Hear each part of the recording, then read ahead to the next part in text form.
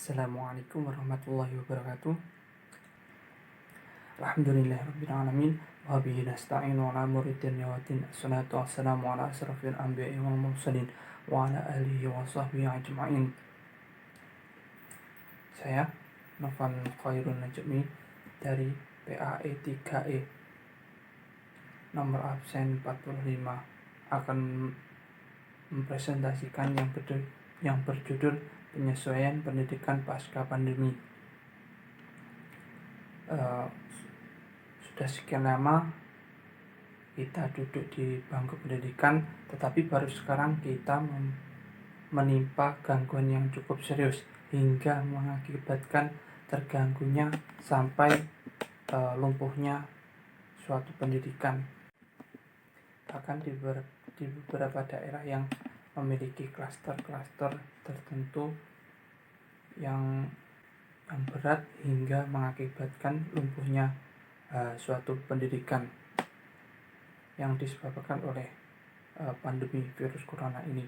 Tapi kita mengubah pemikiran bahwa viruslah yang menjadi hambatan. Tetapi kita harus berusaha, entah bagaimana kita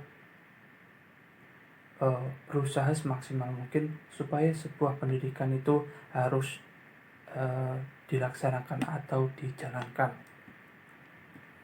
Dalam hal ini kita seharusnya mengatasi supaya bukan menjadi kendala yang mengakibatkan putusnya sekolah. Dalam suatu pernyataan menyebutkan bahwa pandemi virus corona telah menyebabkan darurat pendidikan yang belum pernah terjadi sebelumnya, dengan 9,7 juta anak yang terkena dampak penutupan sekolah, berisiko putus sekolah secara permanen. Yang merupakan kendala pendidikan di masa pandemi diantaranya yang pertama jaringan internet. Pembelajaran daring tidak bisa lepas dari jaringan internet. Tidak sedikit pelajar yang kesulitan karena letak geografis rumahnya yang jauh dari jangkauan sinyal seluler. Hal ini membuat kegiatan belajar mengajar dari rumah tidak bisa berjalan dengan efektif. Yang kedua yaitu biaya. Kuota internet menjadi suatu yang penting bagi pelajar dalam melaksanakan atau melakukan pembelajaran daring. Orang tua harus memiliki anggaran tersendiri untuk membeli kuota karena harga yang tidak murah. Dengan keadaan ekonomi yang sedang tidak stabil, para orang tua mengalami kesulitan untuk menambah biaya anaknya membeli kuota.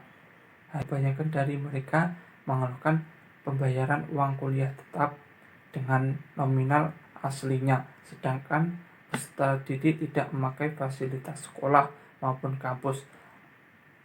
Yang ketiga yaitu kreativitas pendidik dan motivasi peserta didik. Selain kendala yang dialami peserta didik maupun orang tua, pendidik juga tidak lepas dari adaptasi proses pembelajaran di masa pandemi ini. Pendidik dituntut memberikan pengajaran yang efektif dan sesuai bagi peserta didik agar pembelajaran secara daring bisa berjalan dengan baik. Kreativitas guru atau dosen dalam menyampaikan materi pembelajaran merupakan salah satu hal yang menentukan kesuksesan dalam pembelajaran daring.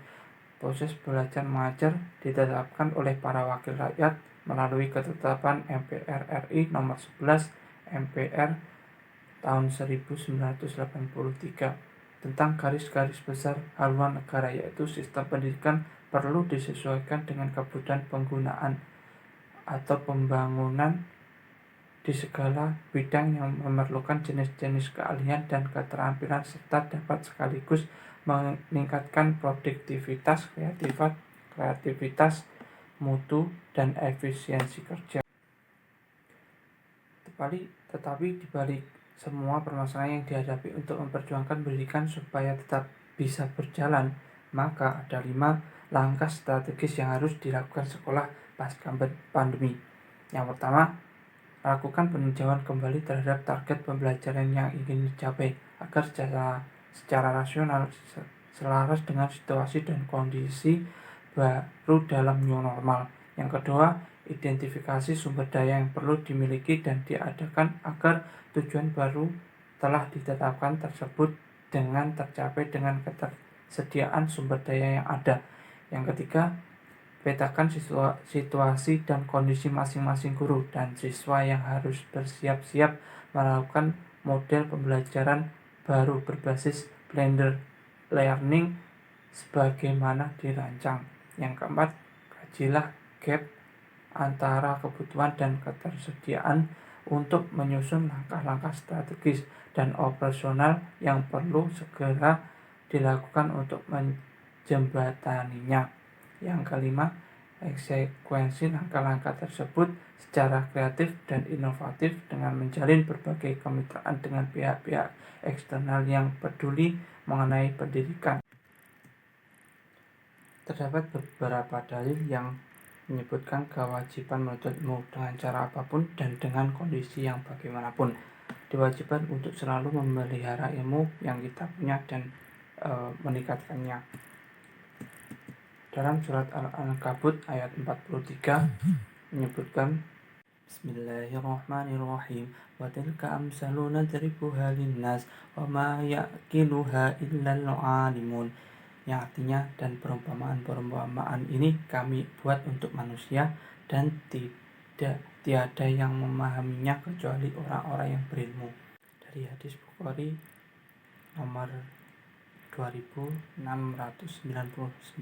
menjelaskan di dalamnya tertera man salaka tariqo yaltamisu fihi ilma sahalallahu lahu bi tariqon ilal jannah, yang artinya barang siapa menempuh jalan untuk menuntut ilmu maka Allah akan memudahkan baginya jalan menuju surga.